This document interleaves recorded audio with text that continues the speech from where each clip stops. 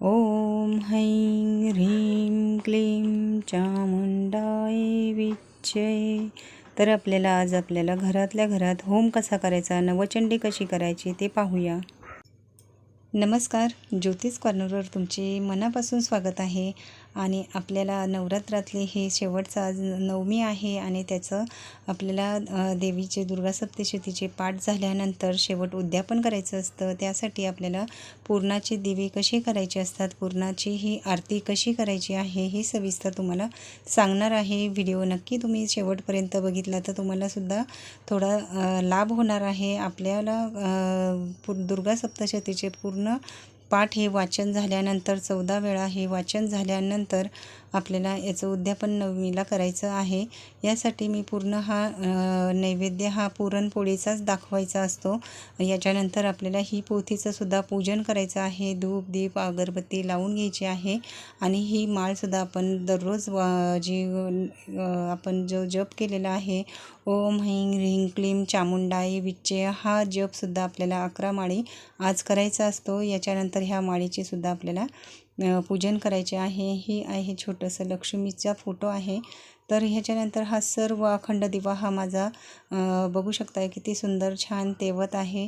तर असं सर्व केल्यानंतर आपल्याला पुरणाचे दिवे पुरणाची आरती कशी करायची हे सविस्तर दाखवते।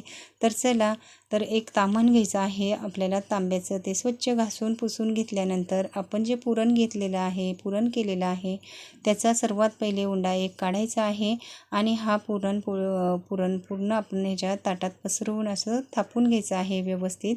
आणि याच्यानंतर आपल्याला थापल्यानंतर हे असं व्यवस्थित थापायचं। आपल्याला याच्यामध्येच आरती तयार करायची आहेत, वाती टाकायच्या आहेत, फुलवाती। तर याच्यानंतर आपण असं बोटाने हे फुलवाती घेतलेले आहे आणि ह्या फुलवाती मी आदल्या दिवशीच साजूक तुपामध्येच भिजवत घातल्या होत्या। या छान अशा भिजलेल्या आहेत आणि ह्या फुलवाती आपल्याला 21 घ्यायच्या आहेत आणि आपल्याला ह्या सर्व तुपामध्ये चांगल्या बुडवून ठेवायच्या आहेत आणि त्या मुरल्या आहेत मस्तपैकी। तर याच्यानंतर आपल्याला हे 21 पुरणाचे असे खड्डे करायचे आहेत।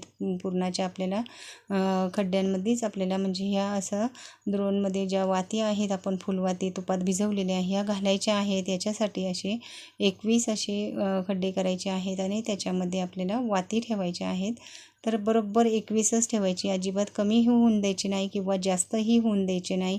21 पुरणाच्या आरतीलाच खूप महत्त्व आहे। पुरणाच्या वाती म्हणतात याला, पुरणाची दिवे म्हणतात।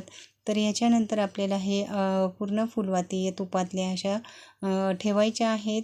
पूर्ण 21 आपल्याला ठेवल्यानंतरच आपल्याला सर्व ह्या प्रज्वलित करायच्या आहेत। त्याच्या अगोदर आपल्याला नैवेद्य दाखवायचा आहे, तो म्हणजे आपल्याला पुरणपोळीचा जो नैवेद्य आहे तो अगोदर आपल्याला दाखवायचा आहे आणि धूप आरती करून घ्यायची आहे। याच्यानंतरच आपण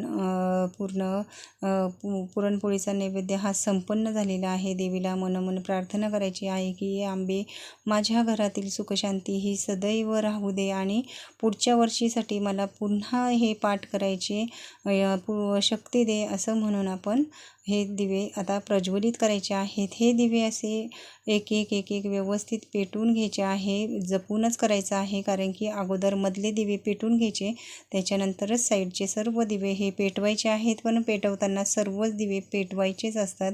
याच्यानंतर आपण जी गणपतीची आरती आहे, देवीची आरती आहे, ती सर्व आपण म्हणायची आहे। सर्वांना घरात आपल्या बोलून घ्यायचं आहे। ही आरती म्हणताना कोणीही सदस्य घरातून बाहेर न गेलेलं पाहिजे आणि आपलं जे मेन डोअर आहे तिथे तुळशीचा दिवा आपण प्रज्वलित करायचा आहे आणि आपलं दारही उघडं ठेवायचं आहे। सगळं दार खिडक्या हे सर्व उघडच ठेवायचे आहेत।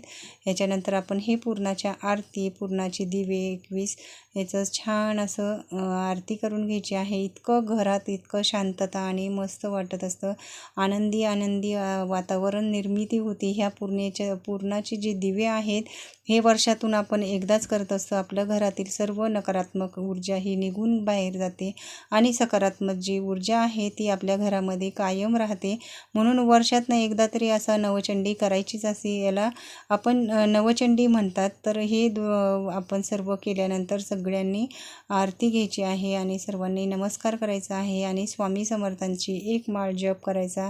याच्यानंतर ओम ऐं ह्रीं क्लीं चामुंडाय विच्चय ही एक माळ आपल्याला नवार्णव मंत्र म्हणायचा आहे आणि घरातील सर्व सदस्यांनी आपण नमस्कार करायचा आहे। याच्यानंतर एक सवाष्ण आणि एक बालिका जेवायला घालायची आहे, त्यांचं पूजन करायचं आहे। हळदी कुंकू पाय धुवून वगैरे सर्व आसनावरती त्यांना बसवायचं आहे। ताटाभोवती आपण रांगोळी काढायची आहे आणि आपण जो स्वयंपाक केलेला आहे, आपला गोडाचा जो नैवेद्य आहे तो सर्व आपण सवाष्णी आणि बालिकेला घालायचा आहे।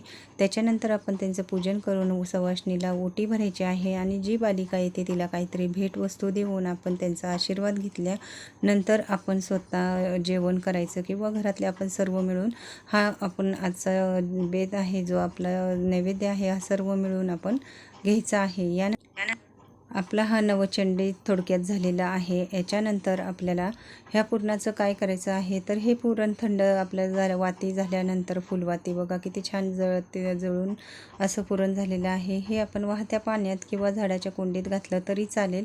तर हे असं आपण करायचं आहे आणि खरंच तुम्हाला सुद्धा खूप प्रसन्न वाटेल। नुसता तुम्ही हा व्हिडिओ जरी बघितला तरी तुमच्या घरामध्ये सुखशांती लाभणार आहे। जर व्हिडिओ आवडला असेल तर नक्की लाईक करा, शेअर करा आणि चॅनलला